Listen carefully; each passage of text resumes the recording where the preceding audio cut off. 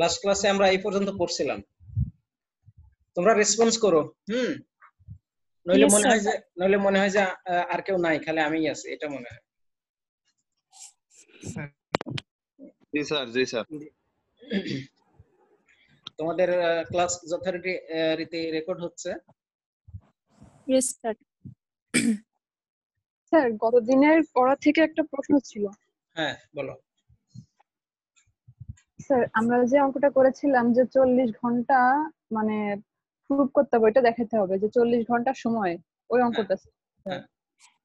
ওটাতে Q equal to IT মানে use করলে ওটাতে কি হয় স্যার, আমার মানে আমি যেভাবে করেছিলাম সেটাতে হচ্ছে স্যার টি দেওয়া থাকতে হবে, মানে সময় দেওয়া থাকতে হবে, সেই ক্ষেত্রে আমরা আইটা যে অত অ্যাম্পিয়ার লাগছে সেটা প্রমাণ করতে পারতেছি, কিন্তু টি দেওয়া না থাকলে তো স্যার হচ্ছে না।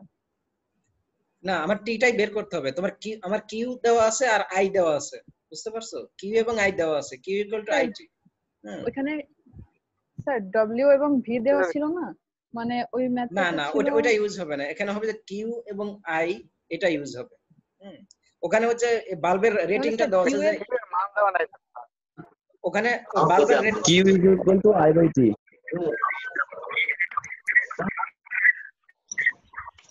Q equal to IT, I by T না, কিউ ইকুয়াল টু আইটি। হ্যাঁ, ওই ফর্মুলাতে T equal to Q by I. Q এর মানটা স্যার সেটা বুঝেছি স্যার, তাহলে কিউ এর মানটা আমি এখানে কিভাবে বের করব? কারণ স্যার ওখানে হচ্ছে ওই যে অত কুলম্ব আমরা অলরেডি পাইলাম তো, অত কুলম্ব আমরা অলরেডি পাইলাম তো। 1.3 into 10 to the হ্যাঁ power হ্যাঁ minus সামথিং, হ্যাঁ সাম কুলম্ব আমরা পাইছি এখানে চার্জ। ও আচ্ছা, ওটা দিস স্যার বুঝতে পারছি। ঠিক আছে, আর ওইটা হচ্ছে বাল্বের রেটিং, যে বাল্বের এই রেটিং আছে, এই রেটিং এর বাল্ব এত অ্যাম্পিয়ার হচ্ছে কারেন্ট সে পাস করে। ঠিক আছে, এই হচ্ছে ও মানে স্যার পূর্বের অঙ্কের যে অ্যানসার ছিল ওইটা থেকে মানে আমরা কিউ এর মানটা ইউজ করব। হ্যাঁ হ্যাঁ হ্যাঁ, ওই কিউ এর মানটা ইউজ করব। ও আচ্ছা, ঠিক আছে। জি স্যার বুঝতে পেরেছি। স্যার আমরা ওই বাল্বের হচ্ছে স্যার যে পাওয়ারটা দেওয়া ছিল না, ওটা ওটা থেকেও বের করে দেখছি স্যার। তাই? ওটা থেকে বের করে কি স্যার। পাইছো ওখান থেকে? ওটা দরকারই নাই, ওখানে মানে জাস্ট স্যার বলা আমরা আছে। চেক করছি যে আচ্ছা, জি স্যার, ওটা আসলে দরকারই নাই, ওটা জাস্ট বাল্বের রেটিং, যে এই রেটিং এর বাল্ব এত অ্যাম্পিয়ার কারেন্ট সে করে। তাহলে আমার অ্যাম্পিয়ার যেহেতু আছে এবং কিউ এর মানও আমার আছে, তাহলে আইটি এর মান বের করা যায়, কারণ কিউ ইকুয়াল টু আইটি। ঠিক আছে। জি স্যার। স্যার 3 নাম্বার কোশ্চেনে একটু প্রশ্ন ছিল স্যার। কোনটা, যেটা? হ্যাঁ হ্যাঁ বলো। স্যার এইটাতে স্যার হচ্ছে মানে এই উপাংশ নির্ণয়ের মাধ্যমে যদি আমরা লব্ধিটা নির্ণয় করি এবং কোণটা নির্ণয় করি স্যার, আর যদি ওই ভেক্টরের স্যার লব্ধি নির্ণয়ের একটা ডাইরেক্ট সূত্র ছিল যে উপাংশ বের না করে উপরের যে দুইটা মান পাইছি ওইটা দিয়ে লব্ধির সূত্র নির্ণয় করব স্যার, দুইটা দিয়ে অ্যানসার করছি স্যার। লব্ধির মানে ভেক্টরের লব্ধির মাধ্যমে অ্যানসার হয়েছে 2.61, আর স্যার উপাংশের মাধ্যমে অ্যানসার হয়েছে 2.64।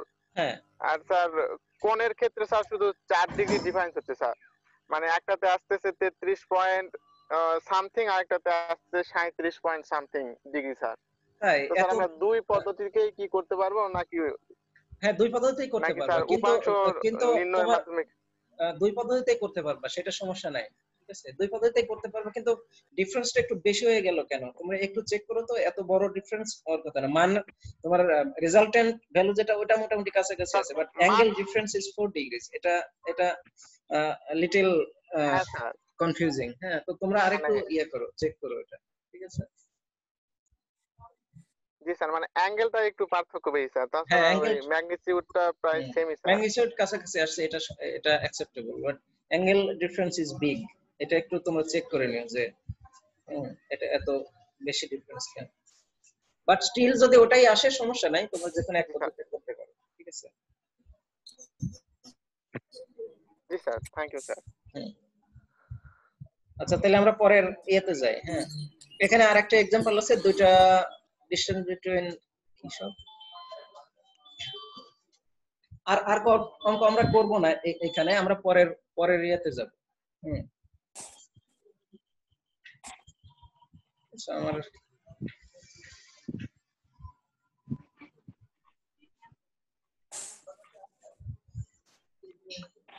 ঠিক আছে, এই অঙ্কটাও তোমরা দেখে নিও। एग्जांपलটাও দেখে নিও। এটা ইলেকট্রিক মানে এটা হচ্ছে ইলেকট্রিক ফোর্স আর হচ্ছে গ্র্যাভিটেশনাল ফোর্স। ইলেকট্রিক্যাল ফোর্স আর গ্র্যাভিটেশনাল ফোর্স, সেটা একটা কম্পারিজন আর কি। হ্যালো, হ্যাঁ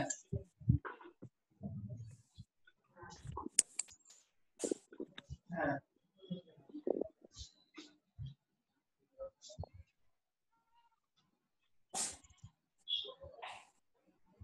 ওটা কাহা করতে লাগবে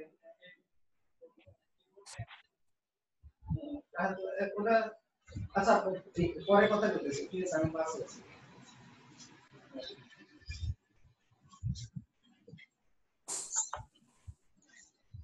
আচ্ছা, এটা হচ্ছে distance between electron and proton in the hydrogen atom, ঠিক আছে। এটা হচ্ছে 5.3 × 10⁻⁷ সামথিং। এখন এর মধ্যে যে একটা ফোর্স হবে, সে ফোর্সটা কি ফোর্স হবে? শুনতে পাচ্ছ তোমরা? Electron and proton sir. হ্যাঁ, ইলেকট্রন প্রোটন অ্যাট্রাকটিভ ফোর্স হবে, তাই না? আকর্ষণধর্মী Attractive force. Yes, sir. Attractive force হবে। আর আরেকটা ফোর্স তাদের মধ্যে হবে, সেটা গ্র্যাভিটেশনাল ফোর্স, তাই না? Yes, sir. কারণ দুইটারই ম্যাস আছে, হ্যাঁ, এই জন্য দুইটারই গ্র্যাভিটেশনাল ফোর্স হবে, ঠিক আছে। এখন আমাদের বের করতে হবে কি এই ইলেকট্রিক্যাল ফোর্সের মান কত আর গ্র্যাভিটেশনাল ফোর্সের মান কত, এগুলো আমরা সবাই জানি, ঠিক আছে। তাইলে এটাতে আর গেলাম না, ঠিক আছে। আচ্ছা, আরেকটা হচ্ছে যে একটা নিউক্লিয়াসে মনে করো দুইটা প্রোটন আছে, তাদের মধ্যে কি ধরনের ফোর্স হবে? স্যার বিকর্ষণ বল। হ্যাঁ, রিপালসিভ Repulsive ফোর্স হবে। এটা রিপেল করবে, যেহেতু রিপালসিভ ফোর্স হবে, সেই ফোর্সের পরিমাণটা আমরা বের করতে পারবো, ঠিক আছে, এই ফর্মুলা দিয়ে, ঠিক আছে। Very simple. আচ্ছা, এখন আমরা পড়বো হচ্ছে ইলেকট্রিক ফিল্ড। ইলেকট্রিক ফিল্ড হচ্ছে ইলেকট্রিক ফিল্ডের আগে আমরা গ্র্যাভিটেশনাল ফিল্ড আলোচনা করি। গ্র্যাভিটেশনাল ফিল্ডটা কি জিনিস? এই মহাবিশ্বের যে কোনো দুইটা বস্তু পরস্পরকে আকর্ষণ করে, তাই না? জি স্যার। আমাকে এই পৃথিবীটা আমাকে ধরে রাখছে। পৃথিবীর স্পিড কিন্তু অনেক বেশি, আমি সিটকে পড়ে যাইতাম, বাট আমাকে ধরে রাখছে। কারণটা কি? আমাকে বা তোমাকে ধরে রাখছে কারণটা কি? একটা গ্র্যাভিটেশনাল ফোর্স আমার উপর হচ্ছে, তাই না, এক্সার্ট হচ্ছে, এই জন্য আর্থ আমাকে ধরে রাখছে। বুঝা গেছে?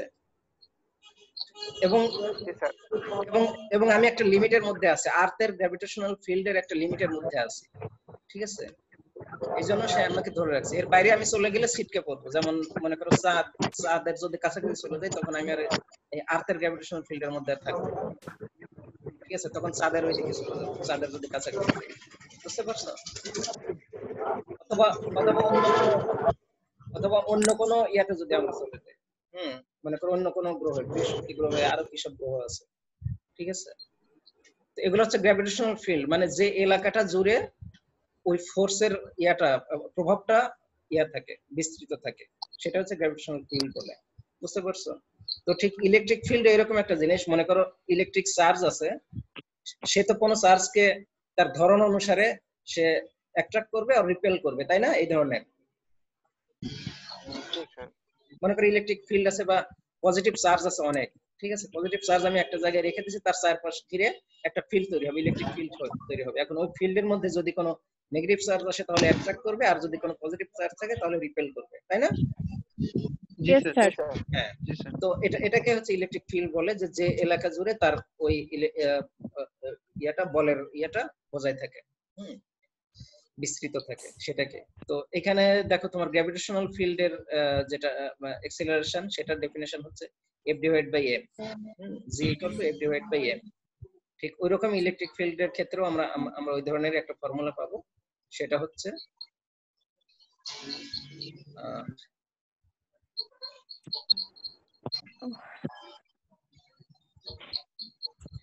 এখানে দেখো, এগুলো হচ্ছে ইলেকট্রিক ফিল্ড। মনে করো Q1 আমি একটা চার্জ রাখছি, এখানে Q2 আর একটা চার্জ, এটা টেস্ট চার্জ, ঠিক আছে।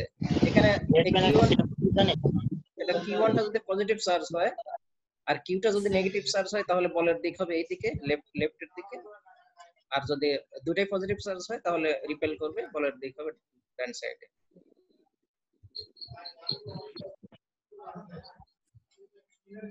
আর কি বলছিলাম, ওখানে জি যেমন গ্র্যাভিটেশনাল ফিল্ডের ক্ষেত্রে জি যেমন F/m ছিল, এখানে electric field E equal to F by q naught. Q নটটা হচ্ছে কিন্তু টেস্ট চার্জ, ঠিক আছে? এটা কিন্তু অরিজিনাল চার্জটা না, এটা একটা ফিল্ড তৈরি অলরেডি হয়ে আছে, সেখানে যদি আমি কোনো একটা টেস্ট চার্জ কিউ নট রাখি, তাহলে সেই ইলেকট্রিক ফিল্ডের যে স্ট্রেংথ সেটা আমরা এই ইকুয়েশন দ্বারা F divide by q naught. এবং এর ডিরেকশনটা আচ্ছা সেটা আমি পরে আসছি। এখানে একটা এক্সাম্পল আছে, magnitude of the electric field E, মানে একটা ইলেকট্রিক ফিল্ড এর ম্যাগনিটিউড বের করতে হবে such that an electron placed in that field would experience an electric force equal to its weight, মানে তার ওয়েটের সমান বল অনুভব করবে, এই টাইপের একটা ফিল্ড আছে, তার শক্তিটা বের করতে হবে, ঠিক আছে? সেটা কিরকম, তার ওয়েট কত, ইলেকট্রিক একটা ইলেকট্রনের ওয়েট কত হবে, মানে তার মাস 9.1 গ্রাম। হ্যাঁ, তার ওই মাস এবং তার হচ্ছে ওই গ্র্যাভিটেশনাল অ্যাক্সিলারেশন দিয়ে মাল্টিপ্লাই করবে, তাইলে এটা হচ্ছে তার ওয়েট, ঠিক আছে? তাহলে সেই ওয়েটটা ইকুয়াল টু, আমি যদি ওই ইয়ার ইকুয়েট করি, এই যে এরকম দেখো, এই যে তার আমরা অলরেডি জানি E equal to F divide by q naught. তো F কত, F হচ্ছে mg, মানে তার ওয়েট, কিউ নট হচ্ছে সেই ইলেকট্রনের চার্জ, ঠিক আছে? তাহলে তার উপর মানে ওই ফিল্ডের যে ইয়াটা হবে, পরিমাণটা যত হবে সেটা হচ্ছে 5.6 × 10⁻11 নিউটন পার কুলম। খুবই simple. Line of force, line of force কি জিনিস আমরা অলরেডি ম্যাগনেটিক ফিল্ডের জন্য দেখছি যে এটা বাংলায় বলে বলরেখা, তাই না? তো তো ইলেকট্রিসিটির ক্ষেত্রে, ইলেকট্রোস্ট্যাটিক্স এর ক্ষেত্রে এই ধরনের লাইন অফ ফোর্স থাকবে, ঠিক আছে? মানে একটা পজিটিভ চার্জ রাখলে যে পথে সে ইয়া করবে, মুভ করবে, সেটাই হচ্ছে তার লাইন অফ ফোর্স। বুঝতে পারছো? ম্যাগনেটিক ফিল্ডের ক্ষেত্রে যেমন যে একটা একক উত্তর মেরু রাখলে ইউনিট নর্থ পোল যদিও পাওয়া সম্ভব না, ঠিক আছে? মানে ম্যাগনেটের ক্ষেত্রে তোমরা অলরেডি জানো যে দুইটা পোলই থাকবে আজীবন, কোনো এক পোল থাকবে না, তাই না? বুঝলে? আইসোলেটেড সিঙ্গেল পোল ম্যাগনেটের ক্ষেত্রে থাকে না, কিন্তু আমরা ক্যালকুলেশনের ক্ষেত্রে আমরা ধরে নেই যে আইসোলেটেড নর্থ পোল, এই ধরনের আমরা ধরে নিই, ক্যালকুলেট করি। বুঝতে পারছো? তো magnetic field line of force যেটা, সেটা হচ্ছে যে ইউনিট নর্থ পোল রাখলে, সে কোনো একটা ম্যাগনেটিক ফিল্ডে ইউনিট নর্থ পোল রাখলে সে যে পথ পরিভ্রমণ করবে সেটাই হচ্ছে তার লাইন অফ ফোর্স, ঠিক আছে? Magnetic line of force. Electric line of force ওইরকমই, একটা পজিটিভ টেস্ট চার্জ কোনো যদি ইলেকট্রিক ফিল্ডে রাখি, তাহলে সেই পজিটিভ টেস্ট চার্জ যে পথ অবলম্বন করবে বা গমন করবে সেটা হচ্ছে তার ইলেকট্রিক লাইন অফ ফোর্স, ঠিক আছে? এখন লাইন অফ ফোর্স এর আবার আছে, মানে ডিরেকশন কোন দিকে হবে, পজিটিভ চার্জ হলে একরকম হবে, নেগেটিভ চার্জ হলে আরেক রকম, ঠিক আছে? তোমাদের আগে থেকে হয়তো ধারণা আছে, তবু আমি বলি। এখানে মনে করো এখানে একটা শীট আছে অথবা রড আছে, ঠিক আছে? এই লেফট সাইড তোমার ফিগার 27-2, ঠিক আছে? এটা মনে করো একটা আছে, রড আছে, ও ইনফিনিট শীট আছে। তাহলে এর ইলেকট্রিক ফিল্ড নিশ্চয়ই এখানে ক্রিয়েট হবে, সেই ফিল্ডের ডিরেকশন কোন দিকে হবে, পজিটিভ চার্জ থেকে আউটওয়ার্ড, তাহলে ডান দিকেও হবে বাম দিকেও হবে। এই জিনিসটা কি বুঝতে পারছো? জি স্যার। মনে করো একটা শীট আছে, এই ধরনের একটা শীট আছে, চার্জ, এই শীটে চার্জ আছে, পজিটিভ চার্জ আছে, তাহলে তার ইলেকট্রিক লাইন অফ ফোর্সের ডিরেকশন এই বাইরের দিকে হবে, আবার এদিকেও বাইরের দিকেই হবে, ঠিক আছে? এদিকেও হবে। বুঝা গেছে জিনিসটা? Yes sir. আর যদি নেগেটিভ চার্জ হতো, এই শীটে নেগেটিভ চার্জ আছে, তাহলে তার ডিরেকশন এই ভেতরের দিকে হতো, আবার এদিক থেকেও ভেতরের দিকে হতো, ঠিক আছে? আচ্ছা, এখানে দেখো যে এটা একটা নেগেটিভলি চার্জ স্ফিয়ার, মনে করো ফুটবল, সলিড ফুটবল আছে, ঠিক আছে? অথবা এইটা আছে, ঠিক আছে? এটা স্ফিয়ার, এটা যদিও কমপ্লিট স্ফেরিক্যাল না, কিন্তু ধরে নিই স্ফিয়ার, এবং এটা নেগেটিভলি চার্জ, ঠিক আছে? তাহলে তার এই ইলেকট্রিক ফিল্ড লাইনস এর ডিরেকশন কোন দিকে হবে? ভিতরের দিকে। ভেতরের দিকে, ঠিক আছে? চারদিক থেকে ভেতরের দিকে হবে, ঠিক আছে? আর যদি এটা পজিটিভ চার্জ হতো, তাহলে বাইরের দিকে। বাইরের দিকে, ঠিক আছে? এগুলা আইসোলেটেড পজিটিভ চার্জ অথবা আইসোলেটেড নেগেটিভ চার্জ, ঠিক আছে? তাহলে তার লাইন অফ ফোর্সের ডিরেকশন এদিকে। এখানে একটা এক্সাম্পল আছে, দেখি 2 নম্বর এক্সাম্পল। আচ্ছা, এটা জাস্ট লাইন ড্র করতে হচ্ছে, এটা কিছুই না। এখানে দেখো দুইটা পজিটিভ চার্জ আছে, ঠিক আছে। লাইন অফ ফোর্স আসলে কিন্তু এটা যখন কাছাকাছি আমরা নিয়ে আসলাম তখন দেখো এটা রিপেল করছে কিভাবে। জি স্যার। এটা পজিটিভ চার্জ, এটাও positive charge. Line of force গুলা ভেতর থেকে বাইরের দিকে যাওয়ার কথা, তাই না? জি স্যার। Yes sir. এখন দুইটাকে যখন কাছাকাছি আমরা নিয়ে আসতে চাই, রিপেল করে এইভাবে। দেখো লাইন অফ ফোর্স কিভাবে একটার উপর আরেকটা ফোর্স এক্সার্ট করে, দ্যাটস হোয়াই এরা রিপেল করে। হ্যাঁ, আর এখানে দেখো একটা পজিটিভ চার্জ একটা নেগেটিভ চার্জ। এখানে line of force positive charge থেকে বাইরের দিকে যাচ্ছে, আর এখানে নেগেটিভ চার্জ থেকে ভেতর দিকে আসছে। তো আলটিমেটলি কি হচ্ছে, এখানে বাইরে থেকে এটা ভেতরের দিকে, এর ভেতরে ঢুকে পড়লো, এখান দিয়ে এরকম হলো। তার মানে এরা দেখো পরস্পর ভাবটা এমন যে এরা পরস্পরকে টেনে ধরছে, তাই না? এরকম না ব্যাপারটা? জি স্যার। জি স্যার। পজিটিভ থেকে নেগেটিভে ঢুকছে। হ্যাঁ, এখানে দেখো পজিটিভ থেকে নেগেটিভে যাচ্ছে। এই যে। আচ্ছা, এখন আমরা ইলেকট্রিক ফিল্ড ক্যালকুলেট করব। কিভাবে করব? দেখো এখানে একটা ফর্মুলা আমাদের অলরেডি আছে কুলম্বস ল থেকে। আমরা জানি যে ইলেকট্রিক ফিল্ডের কোনো ইয়াতে একটা টেস্ট চার্জ রাখলে পরে, মনে করো আগে একটা চার্জ আছে কিউ, ঠিক আছে, সেখানে আমরা কিউ নট রাখলাম। তাহলে এই কিউ নটটা যে ফোর্স ফিল করবে সেই ফোর্সের মান হচ্ছে এটা, তাই না? এখন আমাদের ইলেকট্রিক ফিল্ডের ডেফিনিশন কি, যে কোন একটা ফিল্ডে, ইলেকট্রিক ফিল্ডে কোন একটা ফিল্ডে আমরা একক টেস্ট চার্জ যদি আমরা রাখি, একক positive unit positive test charge, তাহলে যে পরিমাণ বল অনুভব করবে তাহলে সেটাই হবে তার ফিল্ড স্ট্রেংথ। তাহলে এখানে দেখো, এখানে যদি কিউ নটের মানটা যদি আমরা 1 বসাই দেই তাহলে কি পাবো? এই যে এইটা পাবো, ঠিক আছে। তার মানে এটাই হচ্ছে ইলেকট্রিক ফিল্ড, বুঝতে পারছো? তার মানে এফ হলো কিউ, আর কিউ নট থাকবে, আর ই তে থাকবে শুধু কিউ। এই কিউটা কিন্তু টেস্ট চার্জ না, test charge already unit test charge. এই কিউটা হচ্ছে যে চার্জের ফলে এই ফিল্ডটা তৈরি হয়েছে, এটা সেই চার্জের পরিমাণ, বুঝতে পারছো? যেমন মনে করো গ্র্যাভিটেশনাল ফিল্ড, আর্থের গ্র্যাভিটেশনাল ফিল্ড এখানে যেটা আছে, আর্থের ম্যাসের জন্য যে পরিমাণ যে ইয়েটা হয়েছে, ফিল্ডটা ক্রিয়েট হয়েছে সেটা আর্থের মাস। আর এখানে এই ফিল্ডটা তৈরি হয়েছে এই কি পরিমাণ চার্জের জন্য, বুঝতে পারছো? তাহলে এটা হচ্ছে তার ইলেকট্রিক ফিল্ড। এ পর্যন্ত কি বোঝা গেল? জি স্যার। জি স্যার। আচ্ছা, এখন মনে করো আমাদের অনেকগুলা চার্জ আছে, n সংখ্যক চার্জ আছে, ঠিক আছে। তাহলে টোটাল ফিল্ড হবে n সংখ্যক ডিসক্রিট চার্জ আছে মনে করো, সেই ডিসক্রিট চার্জ আছে, তাহলে টোটাল ফিল্ডটা হবে E equal two E1 E2 E3 E4 এইভাবে সামেশন অফ En পর্যন্ত, ঠিক আছে, n সংখ্যক চার্জ পর্যন্ত, ঠিক আছে। এখন এটা যদি ডিসক্রিট চার্জ না হয়, এটা যদি এই জিনিসটাকে প্রিন্সিপাল অফ সুপারপজিশন বলে, ঠিক আছে। প্রিন্সিপাল অফ সুপারপজিশন মানে জাস্ট এই সবগুলো চার্জ মিলে যে ফিল্ডটা ইয়ে হবে। এখন এই চার্জটা যদি ডিসক্রিট না হয় কন্টিনিউয়াস হতো, কন্টিনিউয়াস হলে জাস্ট এই যে ইন্টিগ্রেশন হতো, বুঝতে পারছো? একটা ভেরি স্মল চার্জ dq, এখানে কিন্তু তোমার এটা কিন্তু very very tiny amount of charge, এখানে কিন্তু তোমার ওইভাবে ডিসক্রিট ধরে নেওয়া হয়নি, dq খুবই ক্ষুদ্র, তুমি যতটুকু চিন্তা করতে পারো তার চেয়ে ক্ষুদ্র।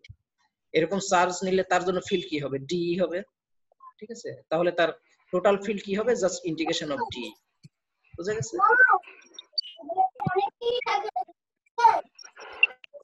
আচ্ছা, এখানে একটা ইয়ে আছে, এই পর্যন্ত কি বোঝা গেল?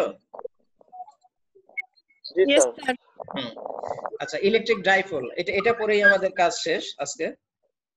ইলেকট্রিক ডাইপোল হচ্ছে যে দুটো সমান সমান ইকুয়াল এবং অপোজিট চার্জ একটা নির্দিষ্ট ডিসটেন্সে থাকলে তাকে ডাইপোল বলা হয়। কিছু বলতে চাইলে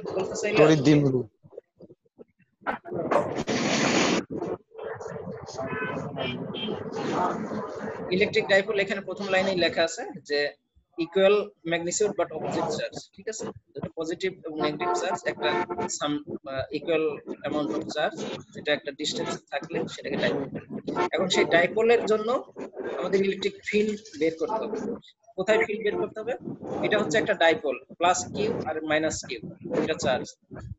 এদের মধ্যে ডিসটেন্স 2a, মানে এখান থেকে এইটুকু a আর এখান থেকে এইটুকু a, মানে 2a ডিসটেন্স। তাহলে এটা একটা ডাইপোল হয়ে গেল যার মধ্যে ডিসটেন্স 2a, বুঝা গেছে? জি স্যার। আমাদের ইলেকট্রিক ফিল্ড বের করতে হবে এই যে 2a এর ডিসটেন্স, এটাকে পারপেন্ডিকুলার বাইসেক্টরের উপর যে কোনো একটা বিন্দুতে, এই যে p বিন্দুতে, ঠিক আছে, এটা পারপেন্ডিকুলার বাইসেক্ট, ঠিক আছে।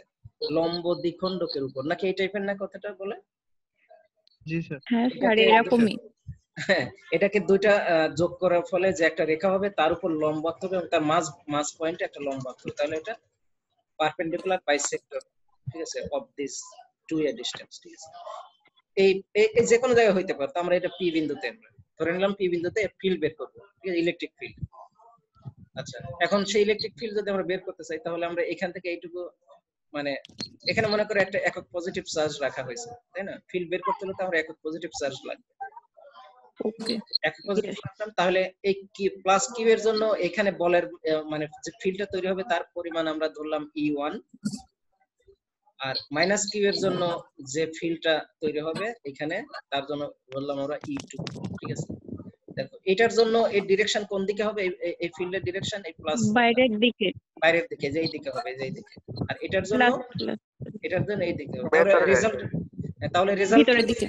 হ্যাঁ, এই যে এটা টান মানে অ্যাট্রাকটিভ, ঠিক আছে, কারণ এখানে আমার পজিটিভ চার্জ টেস্ট চার্জ রাখছি আর এখানে নেগেটিভ। তাহলে এর রেজাল্টেন্ট ফিল্ড ডিরেকশন যেটা হবে সেটা হচ্ছে এই দিকে, তাই না? এর মাঝামাঝি, দুইটাই যেহেতু সমান তাহলে এর মাঝামাঝি। এটা অবশ্য তোমরা ইন্টারমিডিয়েট করে আসছো, তবু আমি এখানে আরো বলছি। আচ্ছা, এটার কিন্তু সামেশন, এটা কিন্তু ভেক্টর সাম। ভেক্টর সাম বলতে কিন্তু 5 আর 2 7 যোগ করলে 5 এবং 2 এটা কিন্তু 7 হয়, কিন্তু এখানে কিন্তু তা হবে না। ভেক্টর সাম কিন্তু আলাদা জিনিস, তোমরা এর আগে তোমরা ক্যালকুলেট করে দেখছো, ঠিক আছে। আবার দেখো E1 এবং E2 দুটাই সমান, তাই না? সমান না? ইয়েস, সমান। হ্যাঁ সমান, কারণ এখানে চার্জের পরিমাণ দুটাই সমান, আবার এখানে আমরা চার্জের পরিমাণ সমান। ও তাইলে সমান। সমান, ঠিক আছে, এজন্য দুটাই সমান। তাহলে আমার রেজাল্টেন্ট যেটা হবে, তাহলে টোটাল ই হবে 2E1 cos θ অথবা 2E2 cos θ, একই জিনিস, তাই না? এটুকুতে কোনো কনফিউশন আছে যে 2E1 cos θ? কারণ এই যে আমি এখানে যে E1 আছে, E1 এর আমি কম্পোনেন্ট নিলাম এই দিকে, এই যে এখানে অ্যাঙ্গেল আছে যেহেতু θ, বুঝতে পারছো? তাহলে আমার এই E1 এর এই কম্পোনেন্ট হবে হচ্ছে E1 cos θ, আবার E2 এর এই কম্পোনেন্টটাও হবে হচ্ছে E2 cos θ। যেহেতু E1 আর E2 সমান, এইজন্য আমরা বলবো যে 2E1 cos θ। এটা তো সন্দেহ নাই, তাই না? জি স্যার। স্যার এটা বুঝলাম না, আরেকবার একটু বলেন। আচ্ছা, বলছে যে কোনটা, যে 2E1 cos θ কিভাবে হলো সেটা? হ্যাঁ হ্যাঁ হ্যাঁ। এই যে আমরা এই যে তো রেজাল্টেন্ট, তাই না?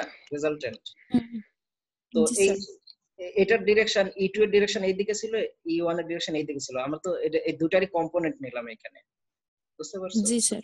তো কম্পোনেন্ট কি হবে? কম্পোনেন্ট হবে অ্যাঙ্গেল যে করে থাকবে সেই অ্যাঙ্গেলের cos θ, তাই না? জি স্যার। এই জন্য তো এটার জন্য E1 cos θ, এটার জন্য E2 cos θ। তাহলে দুইটা যোগ করলে কি হবে? 2 মানে E1 cos θ plus E2 cos θ, তাহলে এবং E1 এবং E2 দুটাই সমান, তার মানে 2E1 cos θ। বুঝা গেছে? ওকে ওকে স্যার। এখন cos θ ইকুয়াল টু কি জিনিস? cos θ হচ্ছে ওই যে ভূমি বাই কি জানো, ভূমি বাই অতিভুজ মানে কি? এখানে দেখো, জি এই যে এটা হচ্ছে অ্যাঙ্গেল আছে, এটা ভূমি হচ্ছে a, আর অতিভুজ হচ্ছে এই যে এইটা, যেটা a square plus r square plus r square. হ্যাঁ, স্কয়ার প্লাস r স্কয়ার, ঠিক আছে, এটা এই জন্য এই যে এটা। তাহলে এই পুরো জিনিসটা এখানে বসাই দিলাম, বসাই দিলে এই যে এখানে দেখো, তাহলে 2 এই যে এই 2 আর E1 এর মান কত? E1 এর মান আমরা বসাই দিলাম, এই যে এখান থেকে নিয়ে এসে এখানে বসাই দিলাম, ঠিক আছে। আর cos θ এর মান হচ্ছে এইটুকু, এখানে বসাই দিলাম। বসাই দিলে দেখো, তাহলে উপরে থাকলো 2a3 আর নিচে থাকলো হচ্ছে 4 পাই এপসিলন নট, এখানে থাকলো। আর এটা দেখো পাওয়ার হচ্ছে এটা 1 আর এটা পাওয়ার হাফ, তাহলে পাওয়ার দেড় হয়ে গেল 3/2, ঠিক আছে। 3/2, ঠিক আছে, এটুকুর পাওয়ার 3/2। এখন আর যদি অনেক বড় হয় উইথ রেসপেক্ট টু এর চেয়ে যদি অনেক বড় হয় তাহলে আমরা এখানে শুধু r ধরে নিতে পারি, r স্কয়ার, ঠিক আছে, স্কয়ার আমরা বাদ দিতে পারি।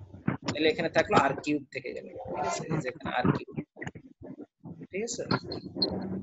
এখন আমরা 2aq যেটা আছে এটাকে বলবো dipole moment, electric dipole moment বলবো এটা, ঠিক আছে। তাহলে ফাইনালি আমরা এটা পাইলাম, এখানে হচ্ছে ইলেকট্রিক ডাইপোল মোমেন্ট। 2a কিউটাকে স্যার আমরা একটু আরেকবার বলবেন, যদি অনেক বড় হয় তাহলে কি হবে? আচ্ছা, অনেক বড় হলে পরে আমরা এটা আমরা বাদ দিব, কনসিডার করব না, তাহলে শুধু ভেতরে আর স্কয়ার থাকবে। এই আর এর তুলনায় এ অনেক ছোট। এখানে এটাকে কি ধরবো স্যার? হ্যাঁ, আমি স্কয়ার যদি বাদ দিই তাহলে শুধু আর স্কয়ার থাকলো।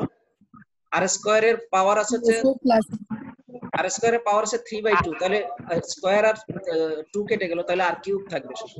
তোমার খাতা কলমে একটু করে মনে করে এখানে স্কয়ারটা নাই, মনে করো স্কয়ারটা নাই, তাহলে কি থাকবে? শুধু আর স্কয়ারের পাওয়ার আছে 3/2, তাহলে স্কয়ারের 2 আর এই 2টা কেটে যাবে, আর কিউব থাকবে।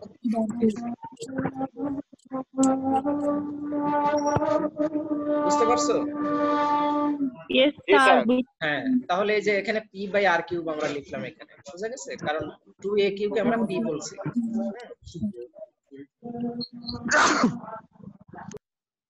ঠিক আছে,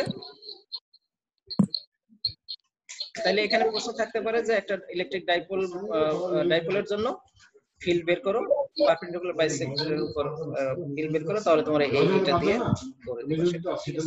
আচ্ছা, एग्जांपल 4 এ আমরা আসি। এখানে দুইটা চার্জ আছে, তাদের মাঝে নিউট্রাল পয়েন্টটা বের করতে হবে। এটা খুবই ইজি, তোমরা এটা করে নিবে। হ্যাঁ, বুঝতে পারছো? Yes sir. এই एग्जांपल গুলো তোমরা একটু দেখো, যদি না বুঝো। আচ্ছা, এর পরের দিন আমরা एग्जांपल 5 টা একটু আলোচনা করব। 5 থেকে আমরা শুরু করব, ঠিক আছে? एग्जांपल 4 টা তোমরা নিজে নিজে করবে। এটা খুবই সিম্পল, খালি দুটো চার্জ আছে। নরিন কে কেবল আসতেছে মনে হয়, ক্লাস তো অলরেডি শেষ। আচ্ছা, বুঝতে পারছো তোমরা? তাহলে এই পর্যন্তই থাকলো স্যার। স্যার, আমরা সূত্রের প্রতিপাদনগুলো সবগুলাই কি পড়বো নাকি শুধু সূত্রগুলো পড়বো স্যার? কিসের এই থিওরিগুলা? ওই যে স্যার, ওই হ্যাঁ স্যার, মানে হ্যাঁ থিওরিগুলো পড়বা, থিওরি শুধু অঙ্ক আসবে না, থিওরি ডেরিভেশন আসবে। হ্যাঁ, শুধু অঙ্ক আসবে না, থাকবে আর থিওরি ডেরিভেশন আসবে।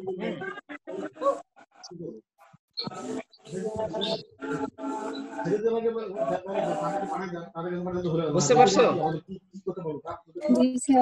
আর কোন প্রশ্ন আছে? কোন প্রশ্ন আছে? না স্যার। আচ্ছা স্যার, ঠিক আছে, তাহলে আজকের মতো শেষ। দেখা হবে, ভালো থেকো সবাই। আল্লাহ হাফেজ। আসসালামু আলাইকুম স্যার। আসসালামু আলাইকুম স্যার। ওয়ালাইকুম আসসালাম।